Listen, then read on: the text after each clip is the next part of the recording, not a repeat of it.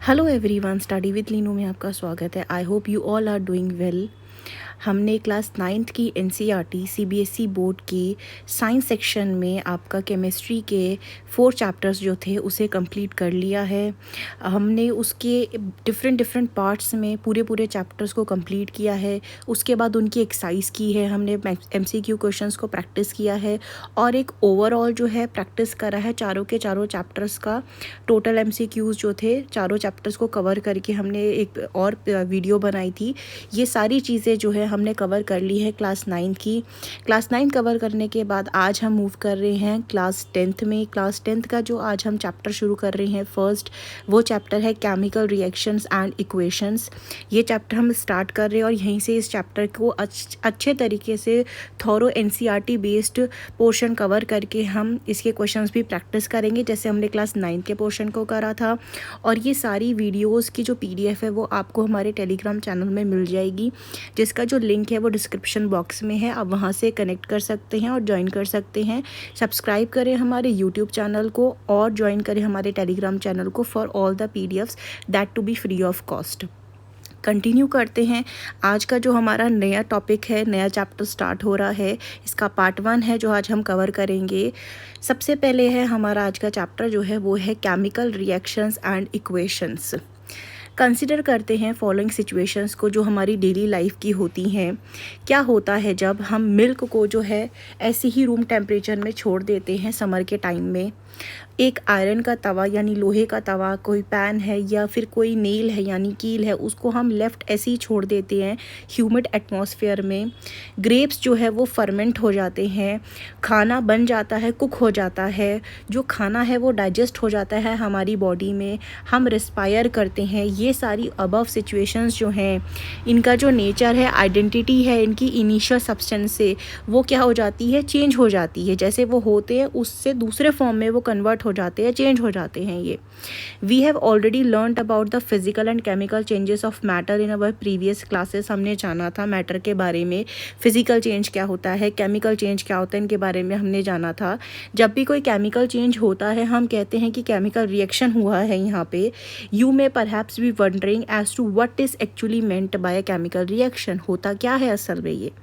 How do we come to know that कि chemical reaction हो चुका है। इसके लिए हम कुछ एक्टिविटीज़ हैं इसको परफॉर्म करते हैं। सबसे पहले यहाँ पे हमारी एक्टिविटी आती है एक्टिविटी 1.1। क्वेश्चन यहाँ दे रखा है कि आप अपने जो टीचर है उनके असिस्टेंट से करें इस एक्टिविटी को। जब आप स्कूल में करेंगे तो आप ज़्यादा अच्छे से इसको देख पाएंगे। हम यहाँ पे अभी समझने की कोशिश करते हैं। इट वुड बी बेटर अगर स्टूडेंट्स जो हैं यहाँ पे सूटेबल आई ग्लासेस पहन के रखें, या फिर जब टीचर परफॉर्म कर रहा है तो एक सर्टेन डिस्टेंस मेंटेन करके रखें। Clean a magnesium ribbon about 3 to 4 centimeter long by rubbing it with sandpaper। आप एक मैग्नीशियम रिबन को लेंगे, उसे क्लीन करेंगे, उसके बाद जो है आप उसको सैंड पेपर से रब करेंगे। Hold it with a pair of tong. जो ये आपका मैग्नीशियम रिबन होगा, इसे आप पकड़ेंगे, टोंग के हेल्प से पकड़ेंगे। Burn it using a spirit lamp और बर्नर। जैसे कि यहाँ दिखा रखा है, ये क्या है, आपका लैम्प है। ये आपको लेना है, स्पिरिट लैम्प लेना है या बर्नर लेना है, जो भी आपको मिल जाता है। उससे आप क्या करेंगे, इसको बर्न करेंगे मैग्नीशियम रिबन को। कलेक्ट करें जो ऐश यानी कि जब हम जला दे रहे हैं इस रिबन को तो वो ब्लैक सा नीचे आता है या वाइट सा नीचे गिरता है ना, वो उसको हम बोलेंगे ऐश बोलते हैं। ज़रूरी नहीं है ऐश ब्लैक ही हो, वाइट भी होता है। So formed in a watch glass. अब वहाँ से जो आप ऐश है उसको कलेक्ट करेंगे। कलेक्ट करने के बाद आप क्या रखेंगे, उसको वॉच ग्लास होता है जैसे ये नीचे बनाया हुआ है, इसके ऊपर रखेंगे। Burn the magnesium ribbon keeping it away as far as possible from your eyes. जितना दूर हो सके आप रिबन को अपनी आंखों से रखें और ऑब्जर्व करें कि क्या देखा है आपने, क्या नोटिस किया है यहाँ पे। You must have observe that magnesium ribbon जो है वो बर्न कर रहा है डेजलिंग वाइट फ्लेम के साथ। यहाँ पे मैग्नीशियम रिबन कैसे बर्न कर रहा है, आपका डेजलिंग यानी कि चमकती हुई वाइट फ्लेम के साथ ये बर्न कर रहा है। और ये किस में चेंज हो गया है, वाइट पाउडर में चेंज हो गया है। जी हाँ, यहाँ पे क्या फॉर्मेशन है, वाइट पाउडर का फॉर्मेशन हुआ है जब आपका मैग्नीशियम रिबन बर्न हुआ है। और यहाँ किसका फॉर्मेशन हुआ है, ये जो पाउडर है ये क्या है, आपका मैग्नीशियम ऑक्साइड है। इस पाउडर को, वाइट पाउडर जो यहाँ कलेक्ट होकर के आया है, इसको हम क्या बोलेंगे, मैग्नीशियम ऑक्साइड बोलेंगे। इसका जो फॉर्मेशन हुआ है ये हुआ है, जो रिएक्शन हुई है किसके बीच में, मैग्नीशियम के बीच में और हुई है ऑक्सीजन के बीच में, जो कि प्रेजेंट होती है एयर में। आपने क्लास 8th में पढ़ा होगा कि एयर के अंदर क्या होता है, ऑक्सीजन होता है आपका। वो ऑक्सीजन क्या करती है, हेल्प करती है चीज़ को बर्न करने के लिए। ठीक है, तो यहाँ पे क्या हुआ है, ऑक्सीजन जो प्रेजेंट है एयर में उसका रिएक्शन किसके साथ हुआ है, यहाँ पे मैग्नीशियम के साथ हुआ है यहाँ पे। ऐसे ही हम सेकेंड एक्टिविटी भी देखते हैं। यहाँ पे सेकेंड एक्टिविटी आती है, take lead nitrate solution in a test tube. ये आपके टीचर परफॉर्म करेंगे, आप देखेंगे लेड नाइट्रेट सोल्यूशन कैसा होता है, और उसके साथ आप ऐड करेंगे पोटेशियम आयोडाइड का सोल्यूशन।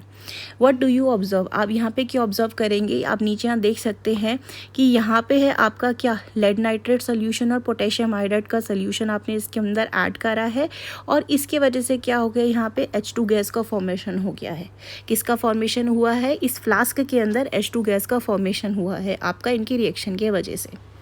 नेक्स्ट एक्टिविटी हम यहाँ पे देखते हैं, एक्टिविटी क्या है 1.3, take few zinc granules in a conical flask. अब यहाँ पे क्या लेंगे, जिंक ग्रैन्यूल्स लेते हैं, जैसे कि यहाँ पे प्रेजेंट है आपका ये छोटे छोटे ग्रैन्यूल्स जो हैं यहाँ प्रेजेंट है आपके फ्लास्क के अंदर, ये देख सकते हैं आप यहाँ पे। ऐड डाइल्यूट हाइड्रोक्लोरिक एसिड और सल्फ्यूरिक एसिड टू दिस। अब यहाँ पे आप क्या करेंगे, आप डालेंगे यहाँ पे हाइड्रोक्लोरिक एसिड को, और साथ ही या फिर आप डाल सकते हैं यहाँ पे सल्फ्यूरिक एसिड को। ये दो अलग अलग एसिड्स हैं। यहाँ पे हमें ध्यान रखना है कि हम एसिड को यूज़ कर रहे हैं तो हमें बहुत ध्यान से इसको करना है, क्योंकि इससे क्या हो सकता है, बर्न हो सकता है। Do you observe anything happening around the zinc granules. आप देख सकते हैं यहाँ पे कुछ हो रहा है, कुछ something different you can observe. Touch करें कोनिकल फ्लास्क को या टेस्ट ट्यूब को और देखें कि आपको टेम्परेचर कैसा फील होगा यहाँ पे। फ्रॉम द अबव 3 एक्टिविटीज़ हम यहाँ पे ये कह सकते हैं कि हमें फॉलोइंग ऑब्जर्वेशन जो है वो डिटरमाइन हुई है विद द हेल्प, जो हमने ये केमिकल रिएक्शंस जब हुई हैं उसके हेल्प से। सबसे पहले तो हमने क्या देखा, यहाँ पे स्टेट क्या हुई थी, चेंज हुई थी। ठीक है, दूसरा हमने यहाँ पे क्या देखा है, चेंज हुआ है किसमें, कलर में चेंज हुआ है यहाँ पे। तीसरा हमने क्या देखा है, यहाँ पे गैस का इवोल्यूशन देखा है, और देखा है हमने यहाँ पे क्या, फोर्थ चेंज इन टेम्परेचर देखा है यहाँ पे। ये सारी जो चीज़ें हैं हमने यहाँ पे अबव एक्टिविटी के थ्रू जो है ऑब्जर्व करी हैं। As we observe the changes around us, जैसे कि हम अपने चारों तरफ जो है ये चेंजेस को ऑब्जर्व करते हैं, हम ये कह सकते हैं कि there is a large variety of chemical reaction taking place around us. हमारे आसपास क्या है, बहुत सारी एक्टिविटीज़ हो रही हैं, रिएक्शंस हो रहे हैं। We will study about the various type of chemical reactions and their symbolic representation in this chapter. ये जो चैप्टर हम पढ़ने जा रहे हैं, इस चैप्टर के अंदर क्या करेंगे, हम ऐसे ही अलग अलग जितनी भी आपके यहाँ पे रिएक्शंस हो रही है इनके बारे में जो है स्टडी करेंगे। इस चैप्टर को जो है अब हम कंटिन्यू करेंगे हमारे नेक्स्ट पार्ट में, और ऐसे ही ये पार्ट्स में हम आसानी से ईजिली समझते हुए इस पूरे चैप्टर को कंप्लीट करेंगे, अच्छे से समझ करके।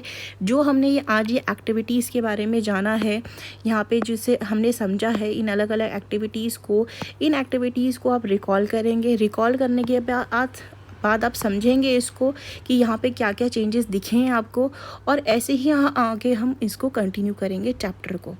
सो if you like this video informative, then like, share and